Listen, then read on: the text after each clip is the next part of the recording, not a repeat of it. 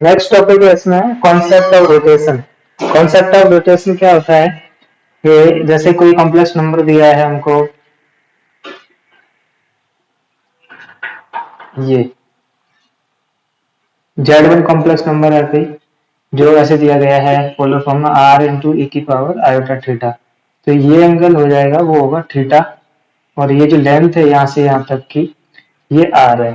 तो ये रोटेशन क्या करते हैं कि अगर इसको हम ऐसे रोटेट कर दिया जाए, अभी इसको हमने ऐसे रोटेट किया अल्फा एंगल से एंटी क्लॉकवाइज डायरेक्शन में, तो अभी इसका मैग्नीट्यूड तो सेम रहेगा, और अब इसको हम नाम दे रहे हैं Z2, क्योंकि ये नया कॉम्प्लेक्स नंबर बन गया, तो इसका अभी मैग्नीट्यूड तो हाँ ही रहेगा, लेकिन यहाँ पे इसका एम्पलीट्यूड है वो चेंज हो जाएगा। तो एम्पलीट्यूड क्या हो जाएगा अब इसका, थीटा प्लस अल्फा। तो अब इस Z2 को लिखने का तरीका क्या होगा, r इंटू ई की power iota theta plus alpha.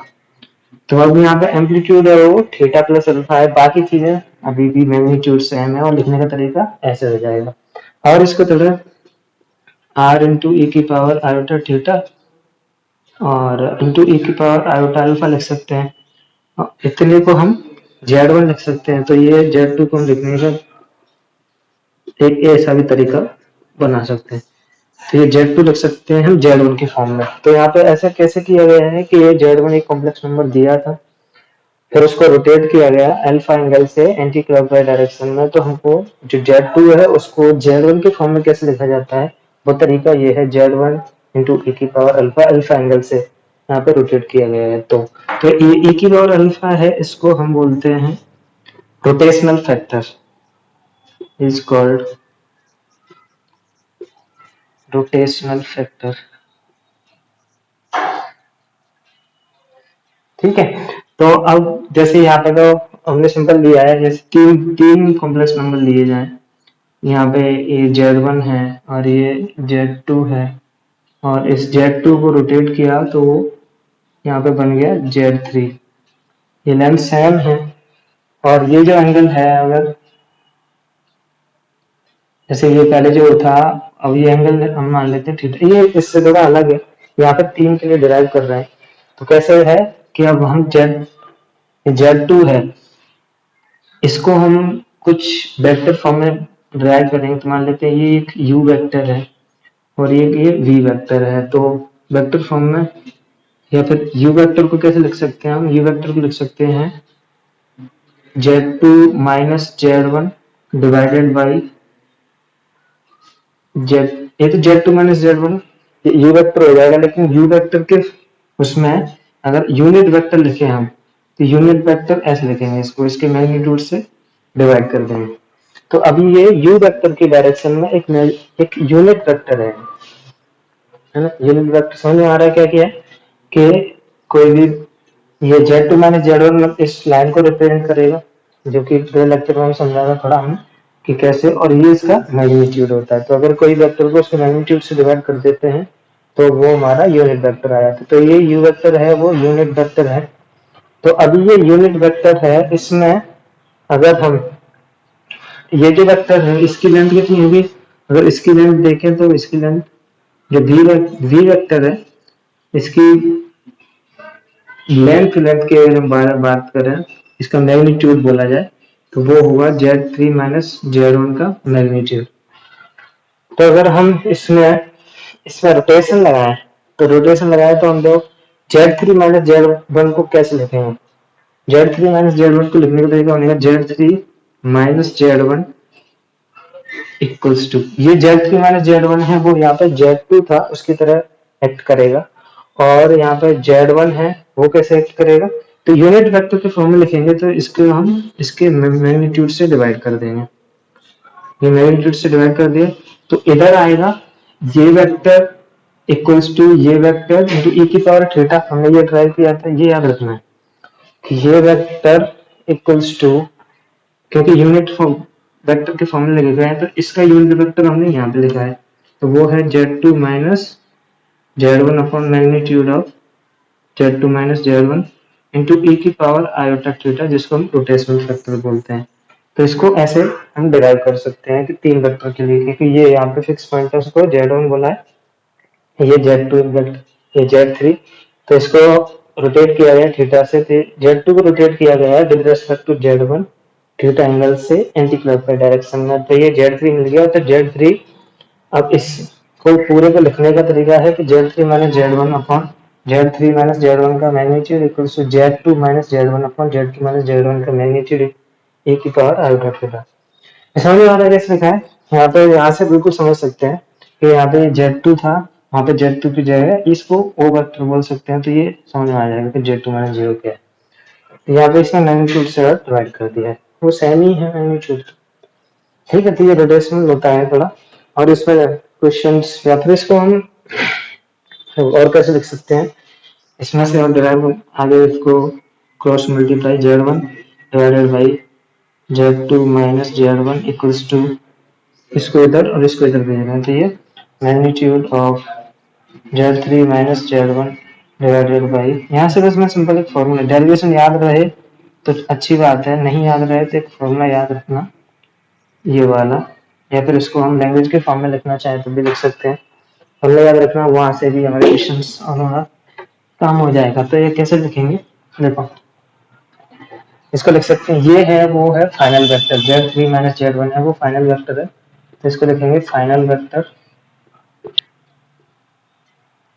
Divided by, ये Z2 माइनस Z1 था, ये Z2 माइनस Z1 को रोटेट किया गया था Z3 माइनस Z1 में, तो ये इनिशियल वेक्टर है इक्वल्स टू, इधर आएगा Z3 माइनस Z1 है वो फाइनल वेक्टर का मैग्नीट्यूड है, तो magnitude of final vector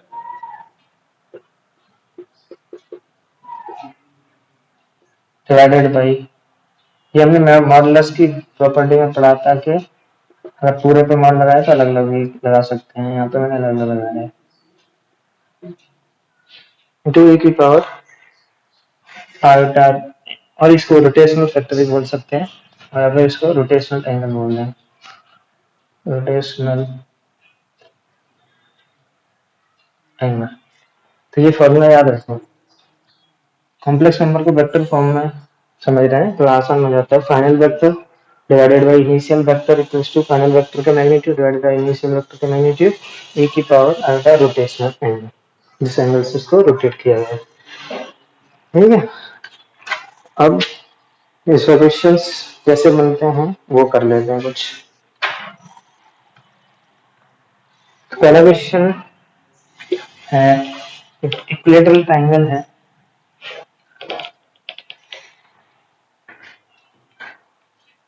example है, in an equilateral triangle ABC,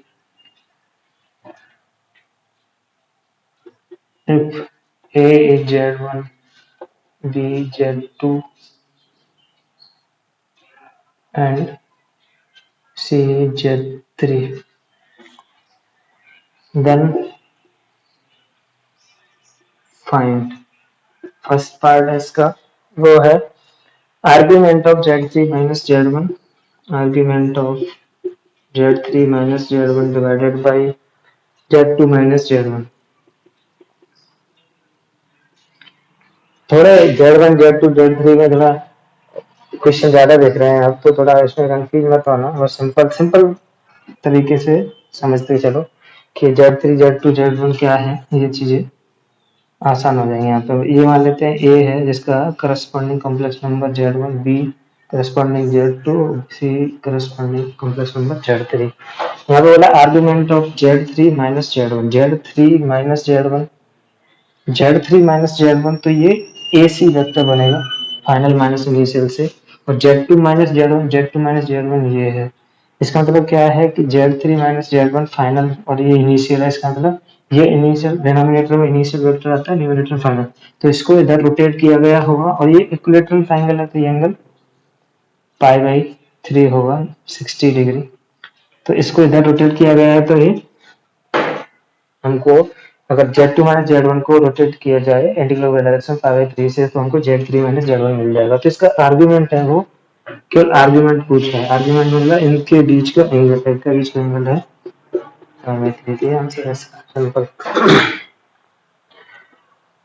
second है find Z3 in terms of find Z3 in terms of Z1 and Z2 Z1 and Z2। तो हमारे पास एक रिलेशन था final, जैसे इसे टाइप कर सकते हैं कि final Z3 minus Z1 divided by Z2 minus Z1 है, इसको हम इसका magnitude Z3 minus Z1 individual भी लिख सकते हैं, Z2 माइनस Z1 e की पावर आयोटा पाई बाई 3। अगर Z2 माइनस Z1 को पाई बाई 3 से एंटी क्लॉक डायरेक्शन में रोटेट करेंगे तो हमको Z3 माइनस Z1 मिल जाएगा। तो इसको हम रोटेशनल से अगर इसमें रोटेशन लगाएं तो Z3 minus Z1 upon final vector upon initial vector, final vector का मैग्नीट्यूड अपॉन इनिशियल वेक्टर का मैग्नीट्यूड और e की पावर आयोटा थीटा है वो पाई बाई 3 है। तो हमको इसमें Z3 निकालना है Z1 एंड Z2 के टर्म्स में, तो इसको इधर क्रॉस मल्टीप्लाई करेंगे, है ना। तो हमको देख क्या मिलता है इसमें, समझते हैं इसको। Z3 अब ये इक्विलेटरल ट्रायंगल है, तो ये जो डिस्टेंस है ये दोनों तो बराबर होंगे तो ये कैंसिल हो जाएगा, तो ये बना जाएगा। तो यहाँ से Z3 माइनस Z1, ये मैग्नीट्यूड नहीं है, ब्रैकेट लगाया बस, इधर Z2 माइनस Z1, ये इक्विलेटरल ट्रायंगल है और ये साइड की लेंथ है। Z3 माइनस Z1 एक साइड की लेंथ है जिसका नाम है AC, और Z2 माइनस Z1 दूसरी साइड की लेंथ है जिसका नाम है AB, और इक्विलेटरल ट्रायंगल दोनों इक्वल होंगे तो ये कट जाएगा तो 1 और e की पावर आयोटा पाई बाई 3। और इसको आगे कैसे लिखेंगे, Z3 को हमको Z1 Z2 के टर्म्स में निकालना है तो उसको उधर भेज देते हैं। देखो Z3 यहाँ से आ जाएगा Z3 plus minus Z1 plus 2 Z2 minus Z1 और e की पावर आयोटा पाई बाई 6 है, इसको हम एल्जेब्रिक फॉर्म में cos pi by 3 plus iota sine pi by 3 लिख देंगे। तो यहाँ से Z3 प्लस 2 Z1 प्लस यहाँ से cos पाई बाई 3 और ये Z2 माइनस Z1 लिख के इसको ये बन जाएगा, cos पाई बाई 3 होता है 1/2 प्लस आयोटा रूट 3/2, ये मिल जाएगा। और आगे इसको लिखना है तो Z1 के साथ आ जाएगा 1 माइनस 1/2, तो ये 1/2 Z1 1/2 plus iota root 3/2 and plus Z2 1/2, यहाँ पे माइनस आएगा माइनस आयोटा रूट 3/2। इसका Z3 है वो Z1 और Z2 के टर्म्स में आ जाएगा। ठीक है, ये पूछा गया था सेकंड पार्ट इसका।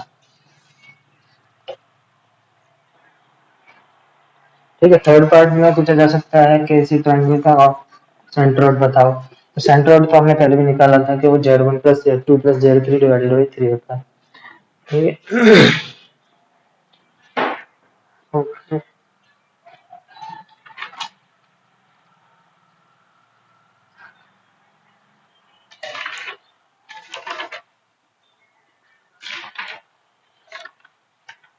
तो ये एप्लीकेशन है रोटेशन का। एक और क्वेश्चन करते हैं, तो हमने ट्रायंगल का लिया था, एक हम स्क्वायर का लेते हैं। स्क्वायर का क्या है कि एक स्क्वायर दिया है इस तरीके से,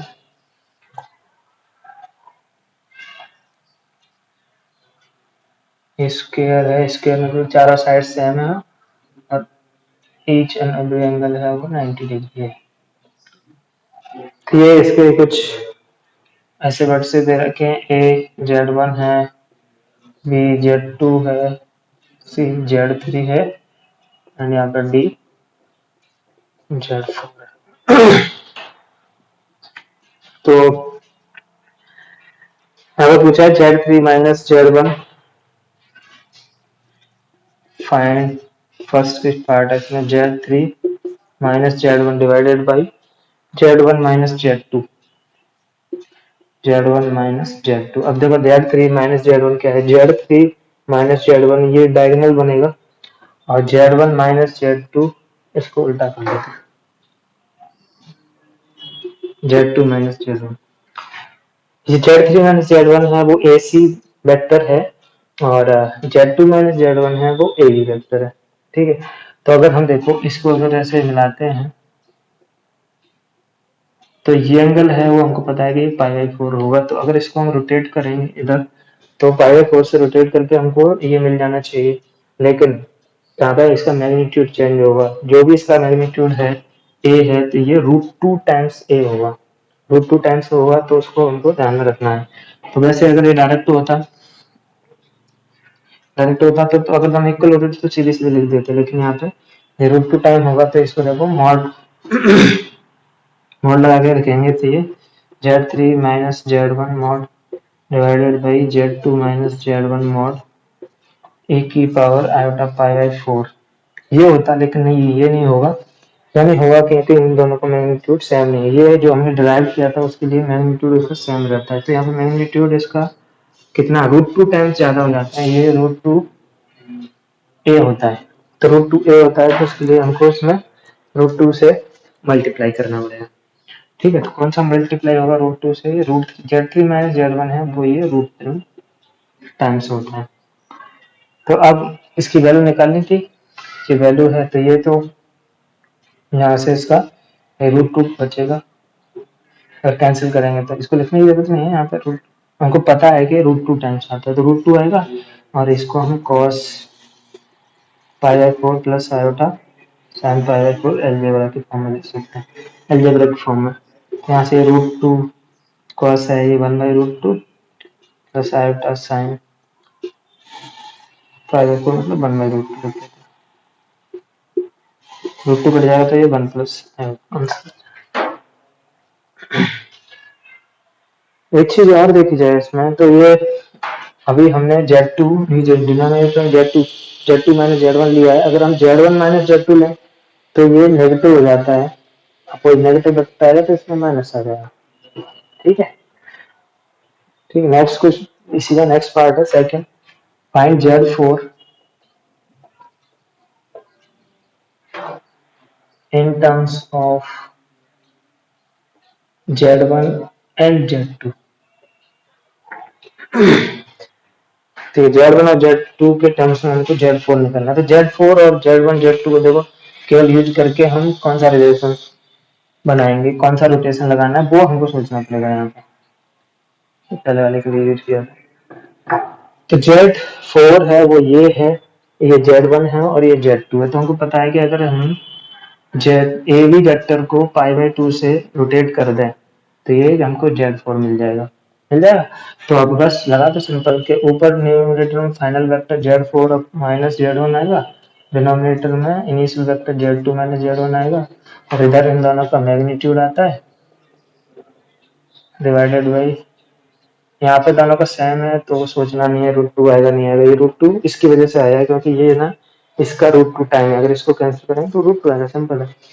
यहाँ पे ए की पावर आयोटा π/2 ये यहाँ पे सीधे सीधे कट जाएगा, सीधे सीधे कट जाएगा तो इधर बचेगा ए की power 1 into cos π/2 plus iota sine π/2। ये तो इधर आया लेकिन हमको अभी ये तो वैल्यू नहीं आई, अभी हमको Z4 निकालना। तो देखो Z4 को कैसे निकालना है, Z4 माइनस Z1 इधर रखते हैं, इसको इधर मल्टीप्लाई करेंगे ये आएगा आयोटा, तो iota times Z2 minus Z1। अब इसको भी इधर पहुंचा दो तो ये Z4 आ जाएगा। यहाँ से देखो इधर जाएगा ये Z1, तो यहाँ पे Z1 प्लस का यहाँ पे तो ये 1 minus iota plus iota times Z2, ये इसका आंसर हो जाएगा। तो Z1 और Z2 जो भी कॉम्प्लेक्स नंबर रहे होंगे इसके हिसाब से इसमें अगर वैल्यू डाल देंगे तो Z4 का आंसर है। ये भी आंसर है, ऐसा नहीं ऐसे ही इस फॉर्म में ही ऑप्शन दिया हुआ, यहाँ पे भी इतना ये भी अपने आप में एक अच्छा क्वेश्चन माना जाता है। ठीक है, इसका सेकंड पार्ट। थर्ड पार्ट है कि Z3 in terms of Z1 and Z2, तो वो यहाँ से हमने निकाला था, बिल्कुल यहाँ से निकाल सकते हैं। थर्ड पार्ट है इसका Z3 find Z3 in terms of Z1 and Z2। तो वो यहाँ से इस रिलेशन को सीधे सीधे यूज कर लेंगे हम।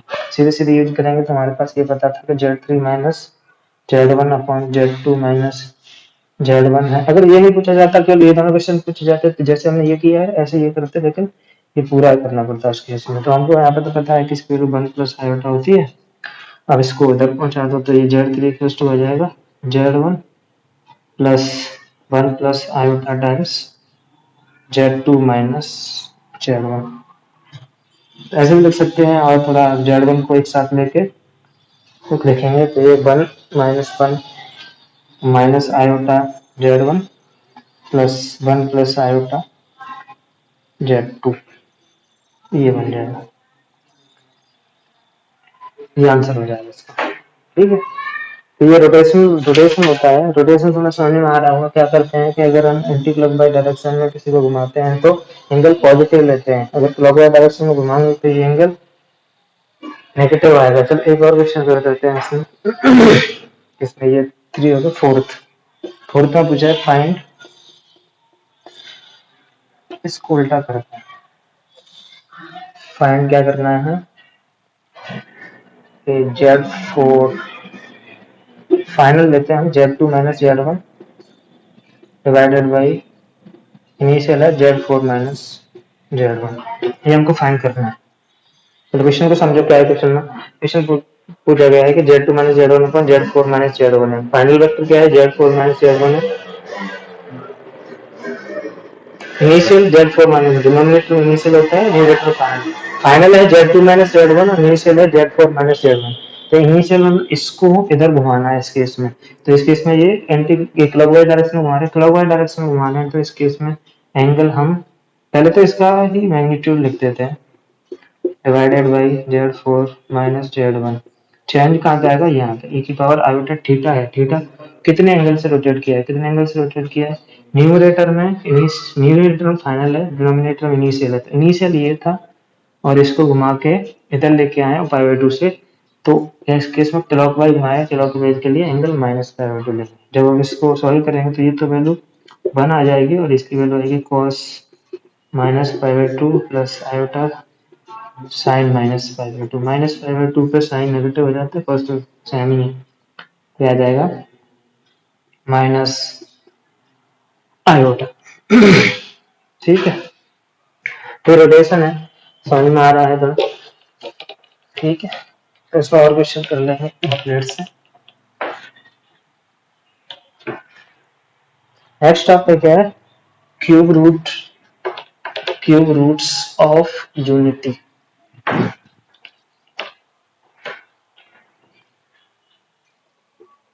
Cube roots of unity. Cube roots of unity क्या होता है कि जैसे हमने ये पहले भी देखा होगा बहुत बार कि x power 3 minus 1 equals to 0 कोई इक्वेशन दे रखी है। तो यहाँ से हमको पता है कि x की वैल्यू 1, तो यहाँ से हम बोल देते हैं x की वैल्यू 1 आएगी। लेकिन हमको ये भी पता रहता है कि अगर कोई पावर 3 का इक्वेशन है तो उसके 3 रूट्स आते हैं, लेकिन हमने तो यहाँ पे एक ही रूट निकाला, बाकी 2 कहाँ गए। तो बाकी तो जो इमेजिनरी आते थे वो हम इसलिए वहाँ पे छोड़ देते थे क्योंकि इमेजिनरी चीजें और पढ़ते नहीं थे। लेकिन ये कॉम्प्लेक्स नंबर है, यहाँ पे इमेजिनरी चीजें पढ़ेंगे। इमेजिनरी चीजें पढ़ेंगे तो वो जो 2 रूट्स हैं वो गायब किए थे वहाँ पर, यहाँ पर कंसिडर करने पड़ेंगे। तो यहाँ पे वो कैसे निकालते हैं वो समझेंगे भाई, बहुत इंपॉर्टेंट टॉपिक है। तो यहाँ पे हम जैसे ही इसको ऐसे लिखते हैं जेड या एक्स ही लिख लो, एक्स इक्वल्स टू 1 है, मतलब एक्स क्यूब माइनस 1 0। तो इसके फैक्टर एक तो होते हैं एक्स माइनस 1 और दूसरा आता है x square plus x plus 1 equals to 0। ये जो पार्ट है ना ये इमेजिनरी रूट्स देता था और इमेजिनरी चीजें इससे पहले कभी हमको पढ़ने के लिए बोला नहीं गया था, तो हम इसको छोड़ देते थे। तो यहाँ से एक तो रूट हमको दिख रहा है कि एक्स 1 आएगा और दूसरा इसको सॉल्व करके श्रीधराचार्य से इसको जब सॉल्व करेंगे तो देखो इसकी वैल्यू आएगी -1 plus minus root 1 minus 4 divided by 2। इसकी वैल्यू एक था -1 प्लस √3 आयोटा। माइनस रूट के अंदर -3 था। अब तो हमको पता है कि इसकी वैल्यू कितनी होती है, पहले नहीं पता था कि रूट के अंदर माइनस मतलब छोड़ दो उसको, तो उसके इतना ही बोला जाता था। अब लेकिन यहाँ पे हम इसको लिखेंगे तो इसको रूट, क्योंकि रूट के अंदर -3 है तो इसको हम √3 आयोटा लिखेंगे, क्योंकि आयोटा के लिए माइनस रूट के अंदर -1 होती है। और दूसरा आता है एक माइनस से आएगा एक प्लस से आएगा, प्लस वाला देखिए माइनस वाला ही आएगा, √3 आएगा डिवाइडेड बाई 2। ठीक है, अब एक तो यहाँ से x की तीनों वैल्यू अब निकाल ली हमने, तीन कौन सी है, एक 1 आई, एक ये -1 प्लस √3 आयोटा, एक कॉम्प्लेक्स नंबर दूसरा कॉम्प्लेक्स नंबर। एक वैल्यू है ना, इसको ओमेगा भी बोलते हैं, यहाँ पे एक नया नंबर नाम दे दिया डब्ल्यू, या फिर डब्ल्यू बोलते हैं कुछ लोग ओमेगा बोल देते हैं। अगर इसका स्क्वायर करेंगे ना, स्क्वायर, तो ये हमको ये मिल जाएगा, क्योंकि ये जो दो रूट्स हैं, एक दूसरे एक अल्फा और दूसरा अल्फा स्क्वायर होता है इसका रूट्स, तो ये ओमेगा और ये ओमेगा स्क्वायर हमको मिल जाता है। चाहे तो करके देख सकते हैं, जब इसका स्क्वायर करेंगे ना तो ये आएगा 1/4 एंड -3/4 -2√3 आयोटा बाई 2, ये 2 से 2 कैंसिल, और ये माइनस माइनस -1/2, और ये -4 आएगा, 2 बार है ना, 1/2 1/2, तो ये आ जाएगा -√3 आयोटा बाई 2। तो यहाँ इसका स्क्वायर ये होता है, तो इसलिए इसको अगर ओमेगा बोल रहे हैं तो ये ओमेगा स्क्वायर कहा जाएगा। तो यहाँ से हमारे जो एक्स के 3 रूट्स आए उनको हम ऐसे लिखेंगे, 1 ओमेगा एंड ओमेगा स्क्वायर, और ओमेगा स्क्वायर की वैल्यू याद रखना है, ये बहुत इंपॉर्टेंट है, बहुत क्वेश्चन बनते हैं इसका, बहुत प्रॉपर्टीज भी बनती है इसकी। ओमेगा है -1 प्लस √3 आयोटा बाई 2, प्लस वाला लेते हैं और माइनस वाला ओमेगा स्क्वायर लेते हैं। ठीक है, तो ये यूनिटी के 3 रूट्स या क्यूब रूट्स बोले जाते हैं, 1 ओमेगा स्क्वायर। ठीक है, अब इसमें ये कैसे आया ये समझ में आ गया आपको, और इसके क्या क्या क्या किसको क्या बोला गया, 1 ओमेगा स्क्वायर कब किसको कहा, और इसकी वैल्यू कितनी है ये भी हमको पता है। ठीक है, अब इसका प्रॉपर्टीज हैं, तो प्रॉपर्टीज लिखते हैं। जैसे पहली प्रॉपर्टी है कि इन तीनों का सम है, प्रॉपर्टी अपने नोट लगा के पॉइंट्स बोल सकते हैं। फर्स्ट पॉइंट है कि जो सम ऑफ रूट्स है इसका, ये जो इक्वेशन है ना ये वाली, इसमें सम ऑफ रूट्स होगा एक्स स्क्वायर का coefficient divided by 1। X square का कोफिशिएंट 0 है, एक्स स्क्वायर का कोफिशिएंट 0 है, तो इसका सम है वो सम ऑफ रूट्स यानी 1 प्लस ओमेगा स्क्वायर है वो 0 होगा। और यहाँ से भी चेक करते हैं, तीनों को ऐड कर लो, तीनों को जब ऐड करेंगे ना तो ये रूट आयोटा वाला है ना वो तो कट जाएगा इन दोनों में, और इसमें ये माइनस हाफ प्लस ये माइनस हाफ मिलके -1 देगा, और ये प्लस 1 के साथ 0 दे देगा। तो ये इंपॉर्टेंट एक प्रॉपर्टी है, इसमें 1 प्लस ओमेगा स्क्वायर की वैल्यू 0 होती है। ठीक है, सेकंड प्रॉपर्टी है इसकी कि देखो ओमेगा है यहाँ पे 1 ओमेगा स्क्वायर, अगर हम इसमें ओमेगा से मल्टीप्लाई कर दें, इस पूरे दोनों साइड ओमेगा से मल्टीप्लाई करते हैं तो हमको मिल जाएगा omega plus omega square plus omega cube, तब भी इधर तो 0 रहेगा, और इस दोनों की वैल्यू है वो यहाँ से हम निकालें तो इसकी वैल्यू -1 आएगी, है ना। इसकी वैल्यू है वो ओमेगा प्लस ओमेगा स्क्वायर की वैल्यू उधर 1 पहुंच जाएगा तो -1 आएगी, प्लस का इसकी वैल्यू -1 है तो ये -1 प्लस ओमेगा क्यू की वैल्यू 0, इसका मतलब क्या हुआ कि ओमेगा क्यू की वैल्यू 1 होती है। ये इंपॉर्टेंट, ओमेगा क्यू की वैल्यू है वो 1 होती है। पहला 1 प्लस ओमेगा स्क्वायर 0 होता है, सम ऑफ रूट्स ओमेगा क्यू है उसकी वैल्यू 1 होती है। क्या ओमेगा क्यू है 1 है, अगर ओमेगा क्यू 1 है तो ओमेगा पावर 6 भी 1 होगा, क्यों 1 होगा, ओमेगा पावर 6 स्क्वायर कर दो दोनों साइड स्क्वायर करेंगे तो ओमेगा पावर इधर 6 मिलेगा, उधर 1 का स्क्वायर 1, ओमेगा पावर 6 1 है, ओमेगा पावर 9 भी 1 होगा, ओमेगा पावर 12 भी 1 होगा, ओमेगा पावर 6 का स्क्वायर किया उसका भी स्क्वायर कर दो फिर भी 1 मिलेगा। तो इसका मतलब क्या हुआ कि हम इसको जनरलाइज कर सकते हैं कि ओमेगा पावर 3 है ना उसकी वैल्यू 1 होगी, कि ओमेगा की जो पावर है अगर वो 3 से डिविजिबल है, 3 से डिविजिबल है तो इसकी वैल्यू है वो 1 बनेगी। ठीक है, दूसरी चीज है कि ओमेगा पावर एन, अब ओमेगा इस 1 को हम, क्योंकि ओमेगा है वो क्यूब है, ओमेगा क्यू की वैल्यू 1 है, इस 1 की जगह अगर हम ओमेगा क्यू रख दें तो कोई दिक्कत नहीं होगी। अगर ओमेगा क्यू रखते हैं तो omega cube plus omega square, मतलब ओमेगा स्क्वायर ओमेगा क्यू है, यहाँ पे भी पता है हमको ओमेगा स्क्वायर ओमेगा क्यू इसकी वैल्यू 0 है। अगर उसमें ओमेगा पावर 3 से मल्टीप्लाई कर दिया जाए दोनों साइड, ओमेगा पावर 3 से मल्टीप्लाई करेंगे तो ओमेगा पावर 4 5 6 बनेगा। ओमेगा पावर 6 अगर ओमेगा पावर 3 से मल्टीप्लाई दोनों साइड किया तब भी इधर 0 रहेगा। इसका मतलब क्या है कि कोई भी 3 कंजुगेट पावर ओमेगा की उनका सम है वो 0 होता है। ओमेगा कंजुगेट 3 पावर क्या 3 से डिविजन है, 3 से डिविजन नहीं होता ऐसे omega power 3n plus omega power 3n plus 1 plus omega power 3n plus 2 है वो 0 होता है। जैसे आयोटा में हमने लिखा था वहाँ पे 4 के लिए बन रहा था ये, यहाँ पे 3 के लिए बनता है कि 1 प्लस ओमेगा ओमेगा स्क्वायर 0 होता है। सिमिलरली ओमेगा पावर 3 1 होता है या ओमेगा पावर 3n 1 होता है और omega power 3n plus omega power 3n plus 1 omega power 3n plus 2 ये 0 होता है। ठीक है। और ये चीज देखेंगे यहाँ पे तो ये दोनों ना एक दूसरे के कंजुगेट भी कहलाते हैं। ये क्योंकि आयोटा को माइनस आयोटा से रिप्लेस करेंगे तो ये दूसरे एक दूसरे में कन्वर्ट हो जाते हैं, तो इसको फोर्थ बना के लिख सकते हैं कि जो ओमेगा स्क्वायर है ना ओमेगा का कंजुगेट है, या फिर ओमेगा है वो ओमेगा स्क्वायर का कंजुगेट है। ये प्रॉपर्टी सेम है कि ओमेगा कंजुगेट कर लो या इधर स्क्वायर कर लो, दोनों सेम ही रहते हैं, कोई चेंज नहीं है।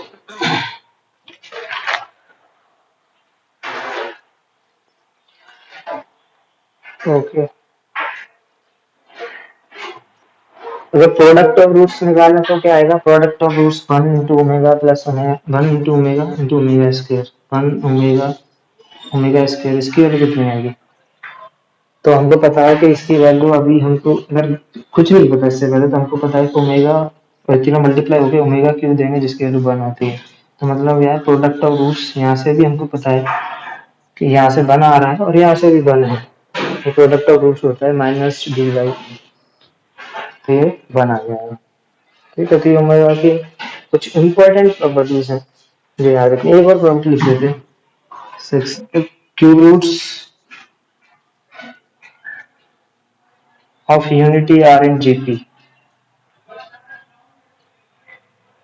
Are in GP. जीपी क्या है, जीपी ज्योमेट्रिक प्रोग्रेशन, मैंने बहुत पहले पढ़ा था।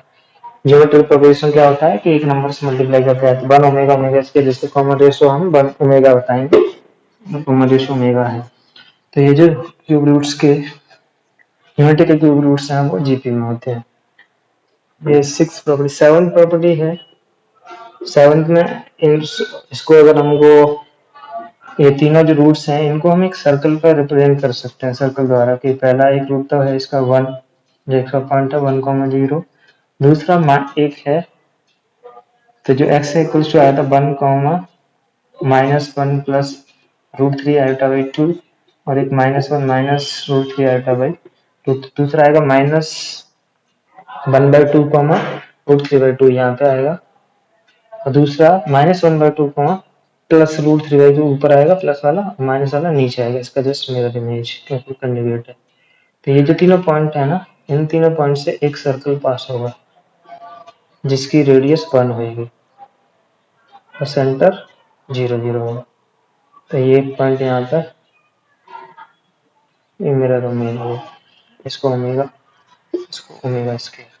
तो ये जो ऐसा ट्राइंगल भी बना सकते हैं, इसका जो ट्राइंगल है वो आइसोसेलेस ट्राइंगल बनेगा क्योंकि ये जो है ये डिस्टेंस बराबर है तो ये डी लेंथ बराबर है, और ये जो डिस्टेंस है इसको बना भी सकते हैं, कितनी आएगी ये √3, इसके कोऑर्डिनेट -1/2 √3/2 है, इन दोनों के बीच की डिस्टेंस निकाल सकते हैं -1/2 -√3/2, तो ये डिस्टेंस आती है √3 के बराबर। ठीक, इसको क्वेश्चन नेक्स्ट क्लास में करेंगे।